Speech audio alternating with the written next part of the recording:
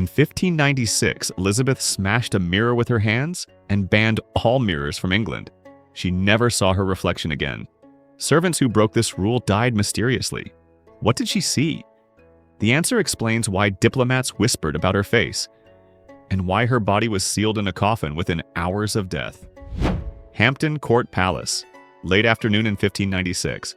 The sun streams through the stained glass windows of the royal chamber, casting colored light across the floor. Elizabeth, Queen of England for nearly 40 years, stands alone before a full-length mirror in her private rooms. She's 63 years old, and for the first time in months, she's dismissed her ladies-in-waiting. The silence is absolute. She steps closer to the glass, close enough that her breath fogs the surface. And then she sees it. Really sees it. The face staring back at her isn't the carefully constructed image she presents to the world. The thick white makeup has worn thin in places, revealing skin underneath. The elaborate wig sits slightly askew. But it's not the aging that terrifies her. It's something far more fundamental. The bone structure, the jawline, the brow ridge casting shadows in the afternoon light. Features that no amount of cosmetics can feminize anymore. Her hands, those unusually large and powerful hands that ambassadors always commented on, begin to tremble. The woman in the mirror isn't a woman at all. She's looking at a man. What happened next would send shockwaves through the palace that servants would whisper about for years.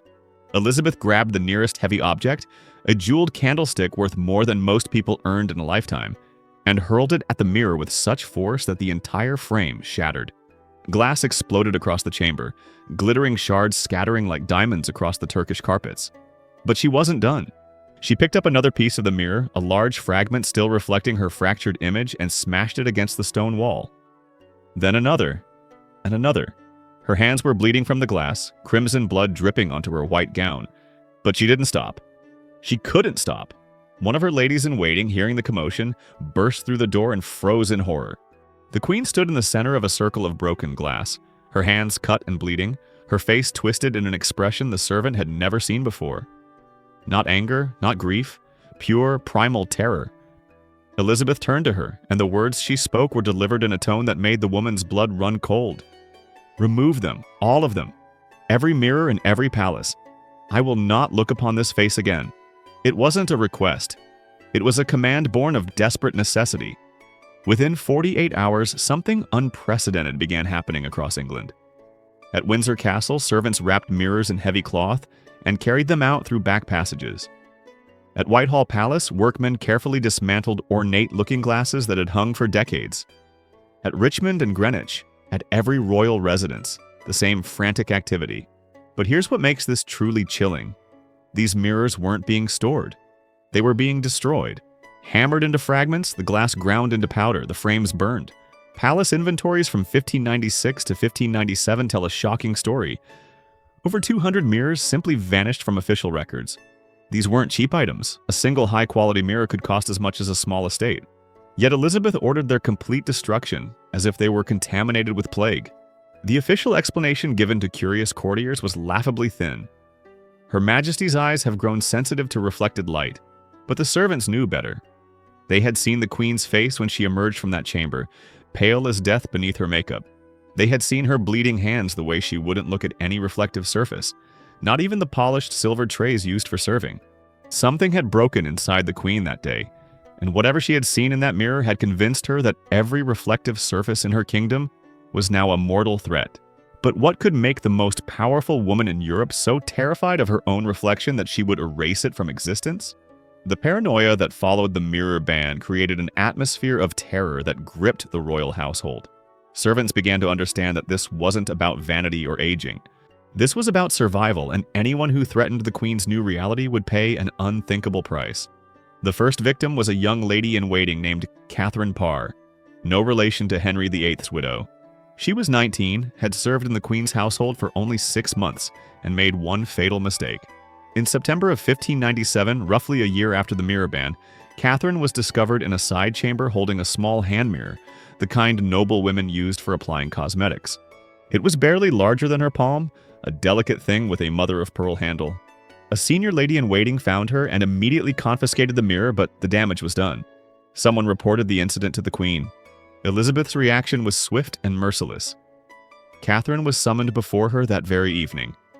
No one knows exactly what was said in that private meeting, but servants standing outside the door reported hearing the Queen's voice, raised in anger for nearly an hour. By the next morning, Catherine Parr was gone. Not dismissed, not sent home with references, gone. She was escorted under guard to a remote estate in Cornwall, as far from London as you could get while still remaining in England.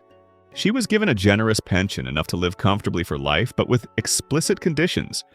She would never return to court, never correspond with anyone from her former service, and never, under any circumstances, speak about what she had witnessed during her time with the Queen. Catherine's exile was just the beginning.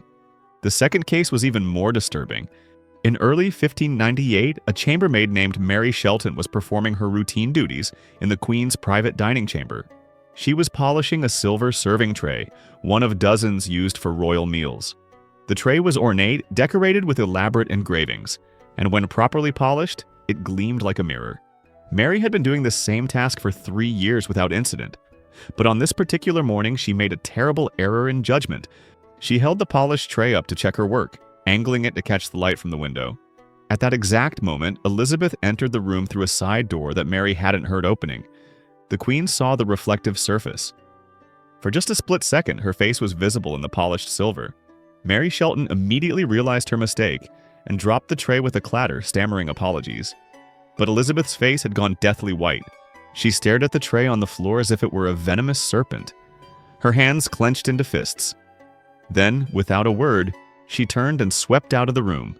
Mary was reassigned to the kitchens that same day, removed from any position where she might encounter the Queen. 3 weeks later, she was dead. The official cause recorded in the parish register was sudden fever brought on by bad humors. She was 24 years old and had been in perfect health. Her body was buried quickly within a day of her death, which was unusual even by the standards of that era when disease spread fast. The third case involved someone far more important, and it proved that Elizabeth's fear of mirrors transcended social class. In the autumn of 1599, a visiting nobleman from France, the Comte de Villers, arrived at court bearing gifts for the Queen. Among them was an exquisite jeweled compact mirror, a masterpiece of French craftsmanship with a golden case encrusted with rubies and emeralds. It was worth a fortune, the kind of gift designed to impress royalty and cement diplomatic relationships. The Comte presented his gifts during a formal audience with dozens of courtiers watching. When he opened the compact to show Elizabeth the quality of the mirror inside, something horrifying happened. The Queen's reaction was so violent, so visceral, that people who witnessed it never forgot. She recoiled physically, actually stumbling backward as if he had pointed a weapon at her. Her face contorted with rage. She began screaming at him in a mix of English and Latin, her voice rising to a pitch that servants in distant corridors could hear. The Comte, utterly bewildered, tried to apologize, but Elizabeth wouldn't let him speak. She ordered guards to remove him immediately. Not just from the room, from England. He was given 12 hours to leave the country and was explicitly banned from ever returning. The diplomatic incident that followed was smoothed over with careful explanations about the Queen's health and a misunderstanding about appropriate gifts. But the Comte wrote in his private diary that he had never seen such terror in a monarch's eyes. It was as if Saunce, he wrote, "I had shown Her Majesty the face of death itself." The terror this created among palace staff cannot be overstated. Servants began covering anything that might cast a reflection. Polished metal, windows that caught light at certain angles, even still water in washing basins. The palace, once filled with the glitter of wealth and power, became a deliberately dull space where surfaces were kept matte and lightless. Everyone understood. The Queen could not see herself, must not see herself, and anyone who accidentally made that possible risked everything. While Elizabeth's household lived in fear of reflective surfaces, foreign ambassadors were taking notes. These weren't ordinary visitors. Ambassadors in the 16th century were sophisticated intelligence operatives, trained to observe everything about the courts they visited and report back to their monarchs. They noticed details that others might miss, and they all noticed the mirrors, or rather, the complete absence of them. The Spanish ambassador, Don Diego Sarmiento de Acuña, sent an encrypted dispatch to King Philip III of Spain in 1598 that raised eyebrows in Madrid.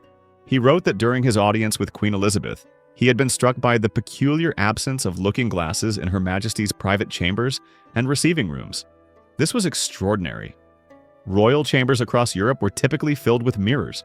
They were status symbols, incredibly expensive, and demonstrated wealth and sophistication. A monarch's private rooms were usually adorned with multiple looking glasses, often from Venice, the finest in the world.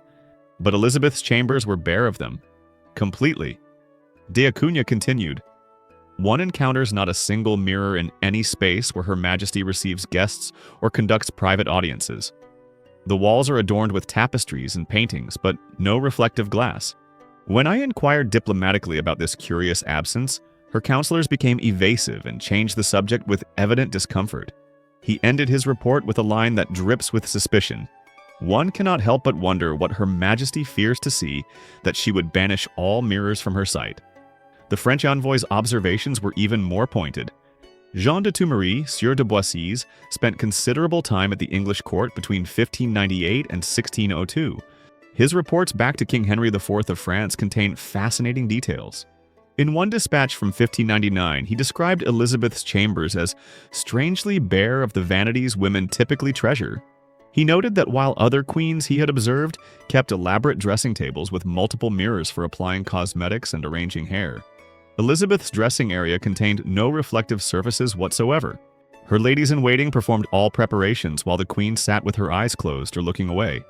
De Boissy wrote, "She never once glanced at any surface that might show her reflection during our entire meeting, which lasted near 2 hours. When a servant accidentally positioned a polished silver tray in such a way that it caught her image, I observed Her Majesty stiffen and immediately turn her body to avoid seeing it. The servant went pale with fear." But the most revealing observation came from the Venetian diplomat Giovanni Carlo Scaramelli. Venice had the finest mirror makers in the world, and Scaramelli was knowledgeable about the industry. He reported in 1603, just months before Elizabeth's death, that the English court had not purchased a single mirror from Venetian traders in over 6 years. This was unprecedented. Every other royal court in Europe regularly ordered Venetian mirrors. The English court's complete cessation of purchases struck Scaramelli as deeply abnormal. These diplomatic observations weren't kept secret. They circulated through the sophisticated intelligence networks that connected European courts. In Paris, Madrid, Rome, and Vienna, ministers and courtiers read these reports and drew their own conclusions. Something was wrong with the English queen. Something significant enough that she had banished all mirrors from her presence. The rumors began to spread, whispered in the corridors of power across the continent. Some suggested she had contracted a disease that disfigured her face. Others proposed that her vanity had turned to its opposite, that she couldn't bear to see herself aging. But a very few, whispered something else. What if the Virgin Queen's refusal to look at herself had nothing to do with age or illness? What if there was something about her reflection that revealed a truth she had spent decades concealing? The Spanish court in particular seemed to have suspicions that went deeper than mere speculation. Documents discovered in the Simancas archives in the 20th century reveal that Spanish intelligence was intensely interested in Elizabeth's physical peculiarities. Several reports mention her unusual height, her powerful hands, her masculine manner of speech and movement. One report from 1599 specifically connects her mirror band to these physical characteristics, suggesting that the Spanish suspected something about Elizabeth's biological nature that they couldn't prove but definitely believed. The mirror ban in this context takes on a sinister significance. It wasn't vanity, it wasn't about aging. It was about hiding something that a reflection would make undeniably obvious to anyone who looked carefully enough. After the mirror ban of 1596, something disturbing began happening to Elizabeth's appearance. Without the ability to see herself, to monitor and adjust her carefully constructed image, the facade started to crack in ways that horrified those around her. The white lead makeup, which she had worn for decades, became dramatically thicker. By 1600, courtiers reported that the ceruse layer on her face was nearly an inch thick in places. An inch. That's not makeup. That's a mask. Sir John Harrington, Elizabeth's godson and a frequent visitor to court, wrote in his private journal about a disturbing encounter in 1600. He described seeing the queen up close and being shocked by the texture of her face. The cosmetics were applied so heavily that they cracked and flaked, like old plaster on a deteriorating wall. In certain lights, one could see where the white paint had been layered over and over, each application building upon the last until it formed a kind of sculptured surface rather than skin. Without mirrors, Elizabeth couldn't see what she was doing to herself. She relied entirely on her ladies-in-waiting to apply the makeup. But here's the terrifying question: were they doing this deliberately? Were they making her appearance more grotesque as a form of subtle revenge for the tyranny she imposed? Or was something else happening? Was the thickness of the makeup necessary because there was something underneath that required increasingly heavy concealment? The wigs became equally extreme. Elizabeth's red wigs had always been elaborate, but after 1596 they transformed into architectural monstrosities. They grew taller, wider, more artificial looking. Some were described as being over a foot high, decorated with pearls, jewels, and even miniature ornaments. They looked less like hair and more like elaborate theatrical props. André Urult, a French ambassador who saw Elizabeth in 1597, wrote that her wig was so obviously false that it appeared more like a costume piece from a theatrical production than the natural adornment of a queen. Why would someone who had been so careful about her image for decades suddenly allow herself to appear so artificial? The answer becomes clear when you consider that she couldn't see herself anymore. Without mirrors, she had no idea how absurd the wigs looked. She relied on her attendants to tell her she looked acceptable, and they were either too terrified to tell her the truth, or were deliberately making her appearance more outlandish. But there's another possibility that fits the theory perfectly.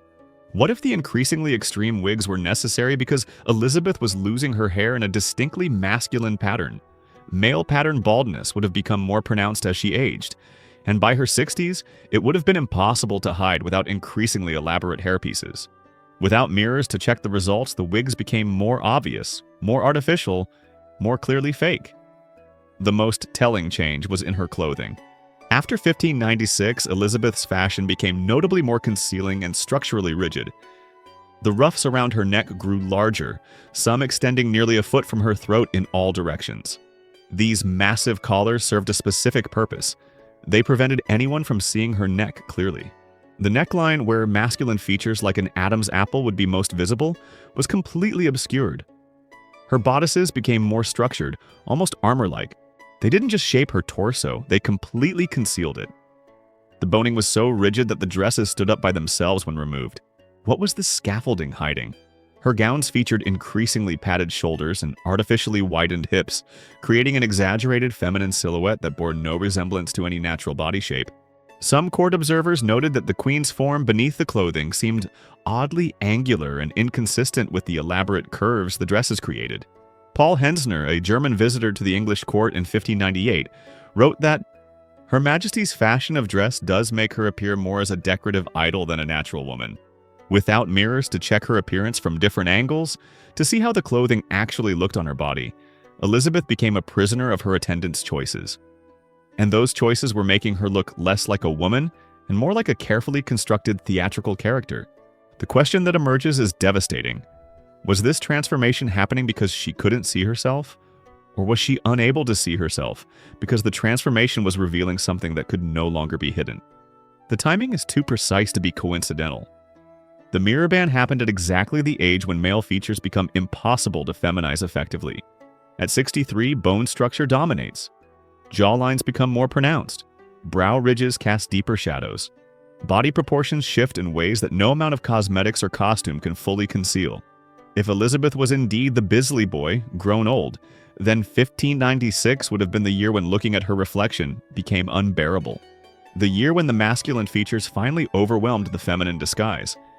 The year when the truth stared back at her from the mirror, undeniable and terrifying. Elizabeth's morning ritual after the mirror ban transformed into something deeply unsettling. Every single day for the final 7 years of her life, she underwent a process that was less like getting dressed and more like having a theatrical costume and makeup applied by a team of nervous technicians. The queen would be woken before dawn by her ladies-in-waiting. She would be led to her dressing area and seated in a high-backed chair. And then, crucially, she would close her eyes. This wasn't an occasional practice. This was mandatory. Every single morning. Elizabeth sat with her eyes shut tight while her ladies applied layer after layer of white lead makeup to her face.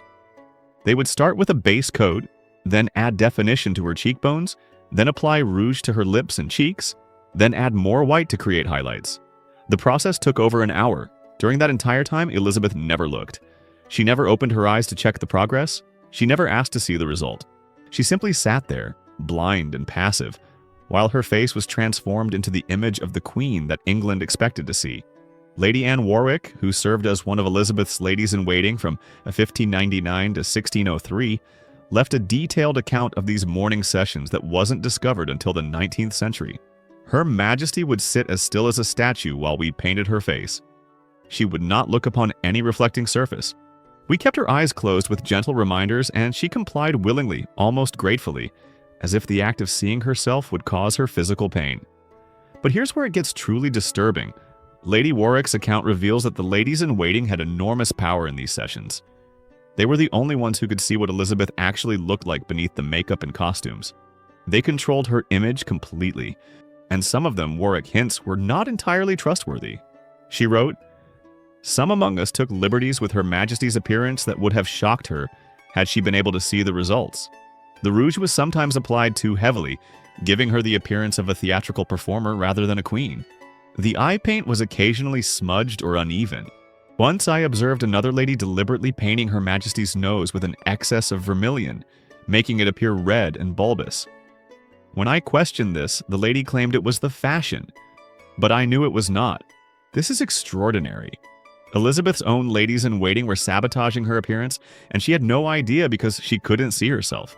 Why would they do this? Some historians have suggested it was petty revenge for the tyrannical control Elizabeth exerted over their lives. But there's another possibility. What if they knew? What if they had discovered through years of intimate service that Elizabeth was biologically male? What if their sabotage was a form of psychological torture, a way of expressing their horror at the deception they were forced to maintain? The makeup wasn't just thick. It was being used to sculpt features that weren't naturally there, to create feminine curves on cheekbones that were too angular, to soften a jawline that was too strong, to minimize a brow ridge that cast masculine shadows. Without mirrors, Elizabeth couldn't supervise this process. She was completely dependent on women who held her secret and might have resented the burden of that knowledge. The power dynamic in Elizabeth's household underwent a complete inversion after the mirror ban. The Queen, once the absolute authority, became dependent on her ladies-in-waiting in a way that gave them extraordinary leverage. They could see the truth. She could not. 3 of these women died under circumstances that raised serious questions. The first was Lady Margaret Ratcliffe, who had served Elizabeth since the 1580s. She died in October 1599 at the age of 34, from what records call a sudden decline. No specific illness is mentioned. She was healthy 1 week and dead the next. Her death occurred just 3 months after she had been present during a private moment when Elizabeth had accidentally glimpsed her reflection in a window at twilight. Witnesses reported that the Queen had screamed and collapsed, and that Lady Ratcliffe had been the one to comfort her and help her to bed. Within months, Ratcliffe was dead. The second was Lady Jane Dormer, who died in early 1601 from brain fever. She was 41 and had been in robust health. Her death came shortly after she had requested permission to leave court service and retire to her family estate. The request was denied. 2 weeks later, she fell ill. Her final days were described as agonizing, with witnesses reporting that she seemed terrified of something she wouldn't name. The third was Lady Mary Sidney, who contracted smallpox in 1602 while nursing the Queen through an illness. But here's the strange detail. Elizabeth didn't have smallpox in 1602. Court records show she suffered from a respiratory ailment, something like pneumonia or bronchitis. So why did Lady Sidney contract smallpox? And why did she die from it when she had successfully nursed others through the disease before? These deaths weren't discussed openly. They were recorded briefly in parish registers and household accounts, then forgotten. But the pattern is unmistakable. Women who had intimate access to Elizabeth's body and person tended to die young under mysterious circumstances, especially after 1596. Were these genuinely unfortunate coincidences? Or were these women silenced because they knew too much? Now we come to the biological reality that makes the mirror ban theory truly compelling. If Elizabeth was indeed born male or replaced by the Bisley Boy, then by the age of 63, hiding masculine features would have become nearly impossible. Let's talk about what happens to the human face as it ages, because these changes are starkly different between men and women.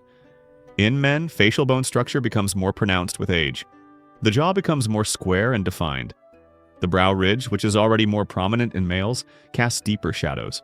The nose may appear larger as cartilage continues to grow. Cheekbones become more angular rather than softly curved. The overall effect is a face that becomes increasingly masculine, with sharp planes and defined edges. In women, aging softens features rather than sharpening them. Fat deposits in the face diminish, but the underlying bone structure remains relatively less prominent. The jawline may become less defined, but it doesn't become more angular. The overall effect is a face that becomes thinner, but retains its fundamental feminine proportions. Now consider Elizabeth in 1596. She was 63 years old. If she was biologically male, the testosterone that had shaped her body throughout her life would have continued its work. Bone density changes with age. Muscle mass shifts. Body composition transforms. All of these changes would be following a masculine pattern, not a feminine one. By 63, no amount of makeup could fully conceal these changes. The bone structure would dominate. The jaw would be undeniably strong. The brow ridge would cast shadows that cosmetics couldn't eliminate. Let's examine the specific physical features that multiple observers noted about Elizabeth and see how they fit this biological reality. Foreign ambassadors repeatedly commented on her hands. Not just that they were large, but that they were powerful with prominent veins and strong bone structure. These weren't described as elegant or delicate, the terms typically used for noble women's hands. They were described as masculine. The Venetian ambassador wrote in 1597 that Her Majesty's hands are uncommonly large and strong-looking for a woman, more resembling those of a soldier or laborer than a queen. Hands don't lie. Bone structure in hands is determined by sex hormones during development and puberty. Male hands are larger relative to body size, with longer fingers, thicker bones, and more prominent knuckles. These characteristics cannot be changed by makeup or costume. If Elizabeth had masculine hands, visible to every ambassador who kissed them in greeting, what did that reveal about her fundamental biology? Her height was another feature that contemporaries found remarkable. In an era when the average woman stood about 5 feet tall, Elizabeth towered over other women and matched the height of her male courtiers. Multiple accounts place her between 5 feet 8 inches and 5 feet 10 inches tall. This was extraordinary for a woman of her time, but it's perfectly normal for a man. Then there's her voice. Multiple ambassadors noted that Elizabeth had an unusually loud, carrying voice that they specifically described as masculine in quality. This isn't about volume alone. The human voice is shaped by the larynx, which develops differently in males and females during puberty due to testosterone. Male voices become deeper and more resonant. If Elizabeth had been through male puberty, her voice would have broken and deepened no matter how much she tried to modulate it. Contemporary observers described her as speaking loudly and commandingly, with a voice more suited to a general addressing troops than a lady in conversation. The physical stamina Elizabeth displayed throughout her life is another piece of this puzzle. She was famous for being able to hunt for entire days without showing fatigue, often outlasting men decades younger than herself. She could ride for hours on horseback, covering distances that exhausted her courtiers.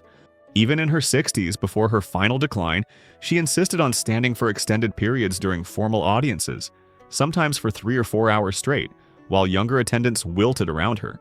This level of physical endurance is unusual for women, especially in an era when noble women were raised to be relatively sedentary. But it's completely consistent with male physiology. Men have higher levels of muscle mass, greater cardiovascular capacity, and more efficient oxygen delivery to muscles. If Elizabeth had a male body, her physical stamina would have been naturally superior to the women around her, and it would have remained robust well into her 60s. Her stride was frequently commented upon. Several observers noted that she walked with long, confident steps rather than the mincing gait expected of noble ladies. She moved, they said, like a soldier or a man accustomed to covering ground quickly.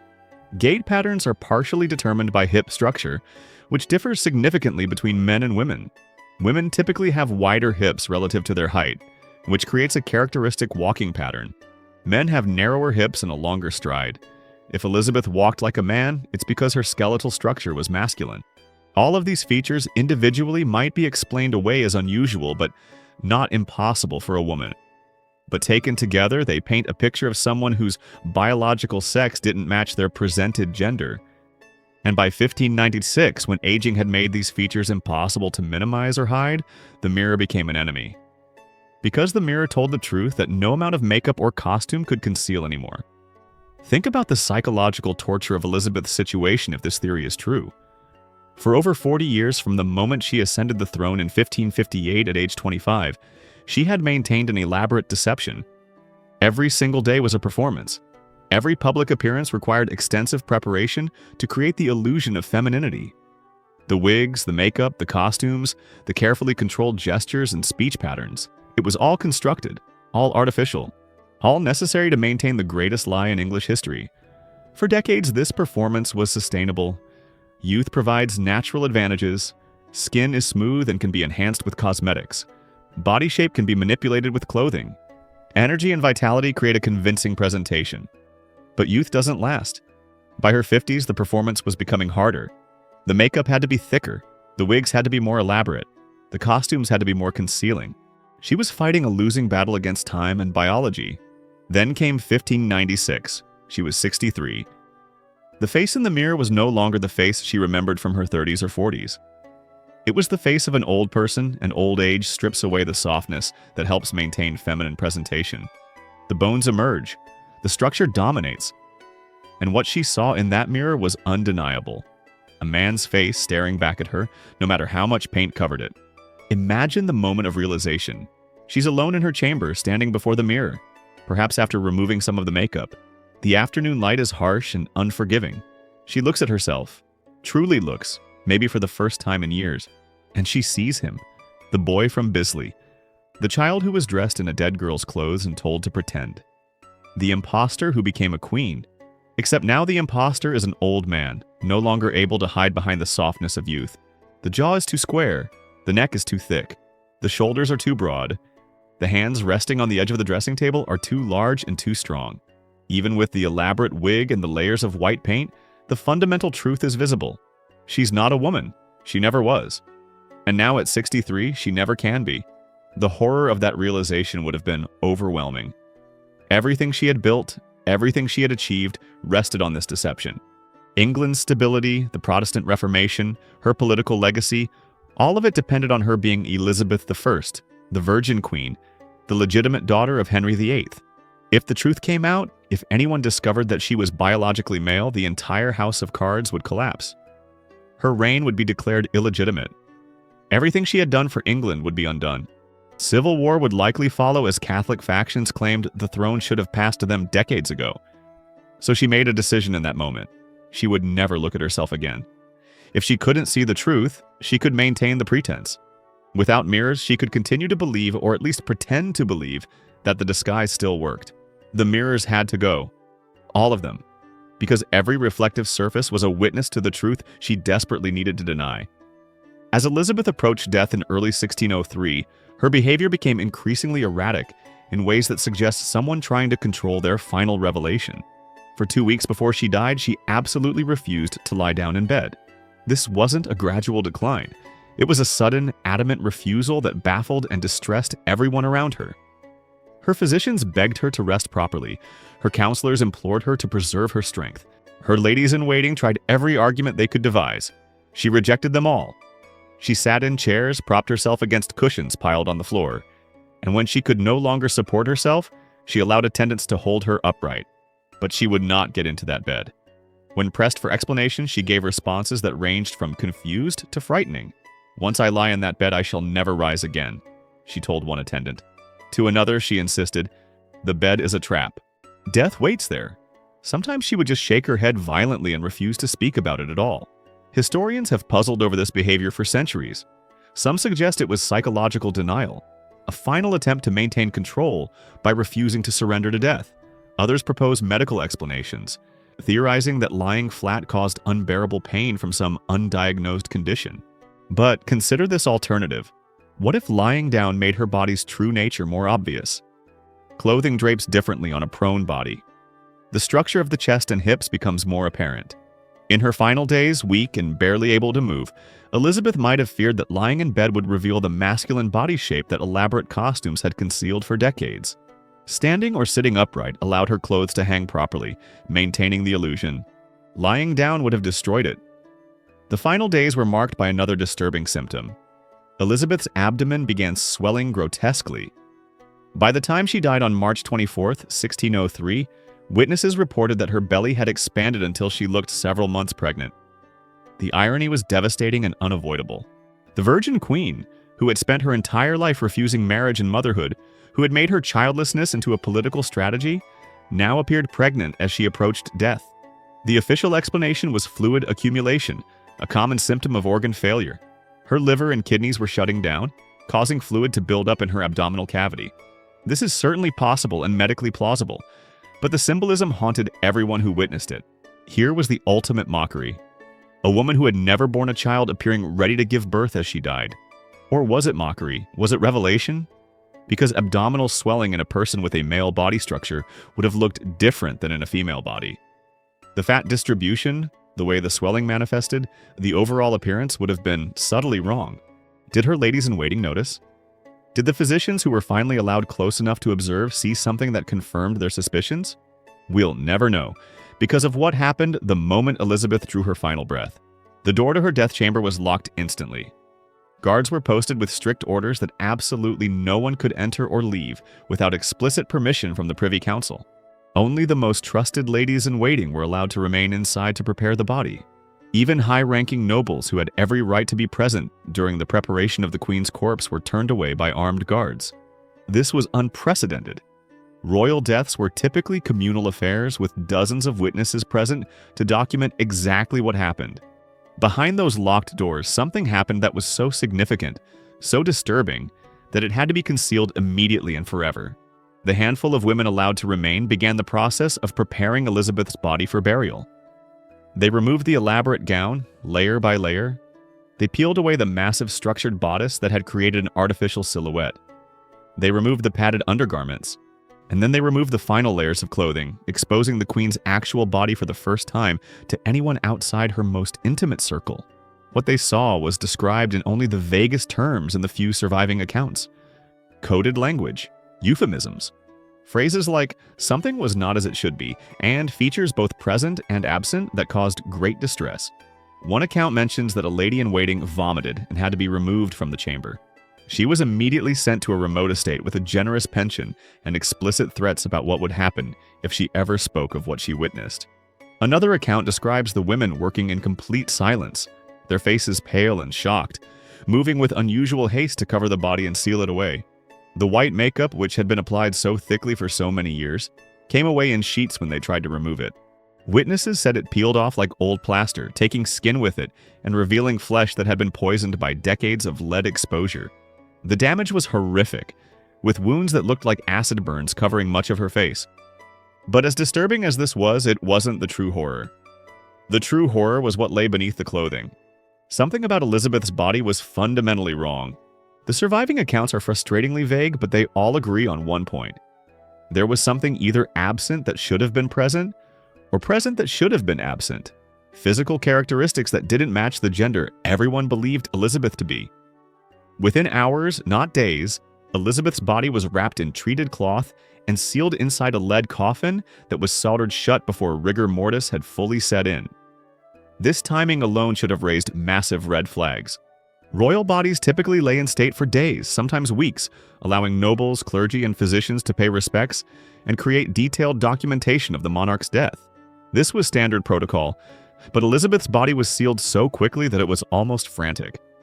The servants who had witnessed the preparation were scattered across England within days. They were sent to remote estates far from London and far from each other, with generous pensions that ensured their financial security for life. But the pensions came with terrifying conditions. They would never speak of what they witnessed, never write about it, never even hint at it. If they violated this silence, they were told they would be charged with treason and executed. The fear this created was absolute. Most of these women never spoke about their service again, even decades later when Elizabeth's death was ancient history. The few accounts that do exist are fragmentary, discovered in private letters or diaries that weren't meant for publication. And they all point to the same conclusion. Something was discovered when they undressed the Queen's corpse that had to be hidden immediately and permanently. The coffin was moved to Westminster Abbey and placed in a vault that was sealed shut. King James I, who had every reason to diminish Elizabeth's memory since she had imprisoned and executed his mother, Mary, Queen of Scots, instead became the most zealous protector of her tomb. He issued explicit royal orders that Elizabeth's remains were never to be disturbed, never examined, never moved under any circumstances whatsoever. Why would the son of Mary, Queen of Scots, protect the reputation of the woman who killed his mother? Unless he knew. Unless someone had told him what was discovered in that death chamber. Unless he understood that opening that tomb would reveal a truth so explosive it could destabilize the entire English monarchy, even decades after Elizabeth's death. And that protection has continued for over 400 years. Every request to examine Elizabeth's remains has been denied. Modern technology could scan through the coffin without even opening it. DNA testing could answer questions definitively. Forensic analysis could reconstruct her face and body with scientific precision. But the British establishment has refused every single request, regardless of who makes it or what technology they offer to use. They claim it's about respecting the dead, but they have opened every other royal tomb without such concerns. Richard III was dug up from under a parking lot and subjected to comprehensive analysis. Medieval kings have been exhumed and studied, but not Elizabeth. Never Elizabeth. What is in that sealed coffin that they are still protecting after 4 centuries? What truth lies in those bones that cannot be allowed to see the light?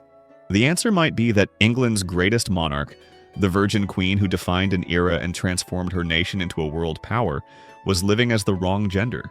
Whether born with an intersex condition or replaced by the Bisley Boy, the person who ruled as Elizabeth I was biologically male. And that's a truth the establishment has decided must remain buried forever. The mirror ban wasn't about vanity. It wasn't about aging, it was about survival. Because the mirror told the truth that could have destroyed everything. And in that final glimpse of her reflection in 1596, Elizabeth saw what she had always feared. Not a queen, but a man who had been pretending for over 40 years. She banned the mirrors because she couldn't bear to see the truth. And when she died, they sealed her in a coffin so that truth would never be proven.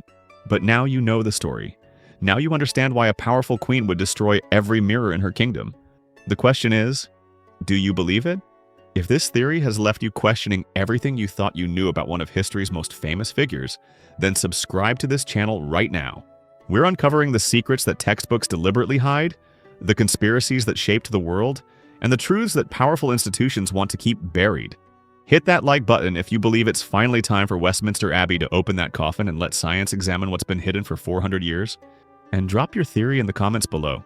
Do you think Elizabeth was biologically male and desperately hiding it? Was she the Bisley Boy who lived a lie for decades? Or is there another explanation we haven't considered yet? Your insights could reveal something historians have missed for centuries. The truth has been sealed away long enough. Let's bring it into the light together.